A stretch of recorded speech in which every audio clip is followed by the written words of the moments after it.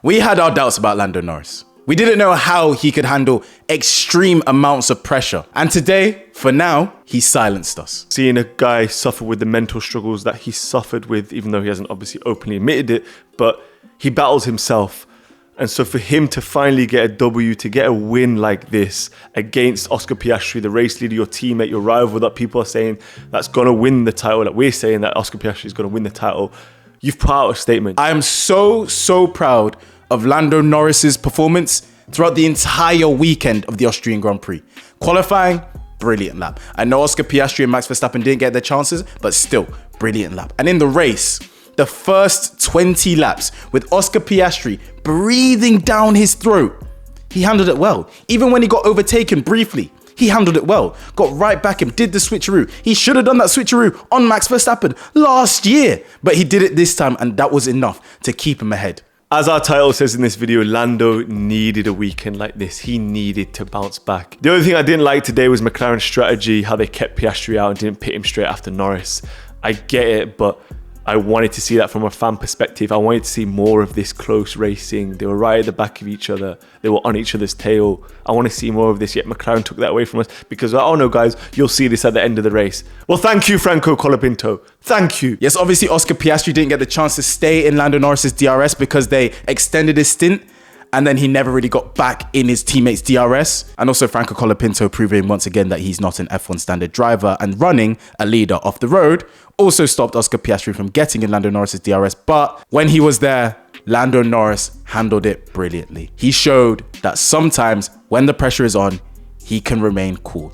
Now, I just need to see him do it more often. You know what's annoying with this Lando Norris victory? That we're going to get a lot of you Norris fans with, oh, where are you guys now? I hope your praise is as loud as your disrespect. Look, he won. It's good he silences us. Whilst I'm so happy for Lando Norris, do I want him to win another race? No! He's one race win away from tying Leclerc for career victories. Why? Because he's had 2 years of a rocket ship.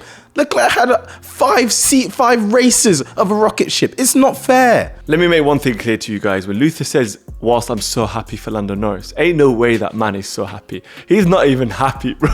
You know when it's like, go in there and make it about you. Of course Leclerc gets brought into it. Of course we'll talk about Leclerc podium, but that was the deadest podium.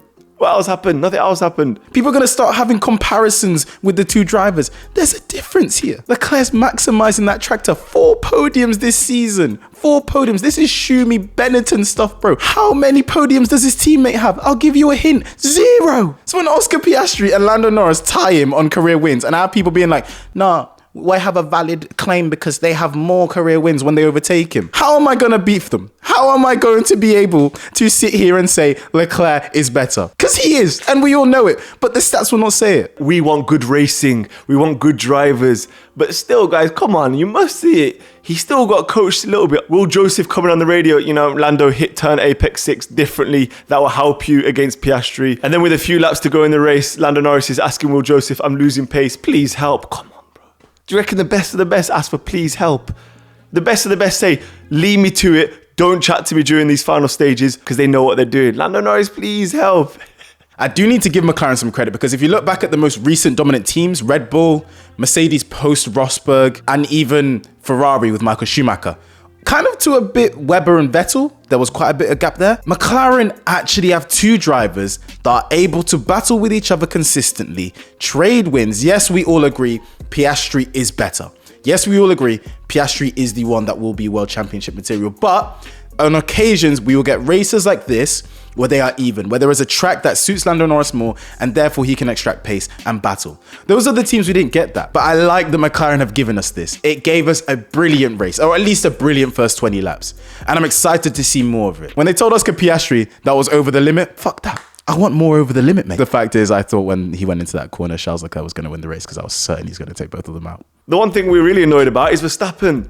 It was just sad to see him out the race straight away. We love Max Verstappen, man, and when we don't see Mad Max or Max in general in the race, it's boring. Do you know how deflating it was to see Max Verstappen's race end on turn 3 of lap 1? The one guy that we have been relying on for entertainment throughout this season out on lap 1. And the Austrian Grand Prix was even more sad because that completely 100% ended his championship hopes. Max Verstappen is a miracle worker. Can he overcome this deficit? I don't think so. I don't think Jesus Christ himself could overcome this deficit. But what I love the most from Verstappen at the Austrian Grand Prix was this moment with Antonelli. Like a father's guidance, going up to him, talking about what happened, putting your arm around him to make sure he realizes that it's okay, it's normal, this happens. I'm not going to shout at you in public. I'm not going to give you a dressing down at all. I'm just going to understand what happened because he had no idea. And then we're just going to go back and in private, maybe we'll talk about it. But that is what a young driver like Kimi needed.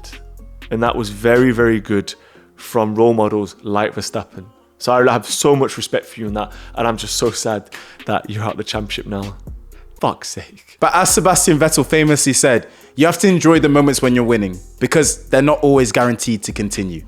And I'm sure Max Verstappen had an absolutely fantastic 4-year run. He enjoyed that 4-year run so much. But everything comes to an end. And unfortunately for Max Verstappen, his era of dominance over Formula One, it's over for now at least.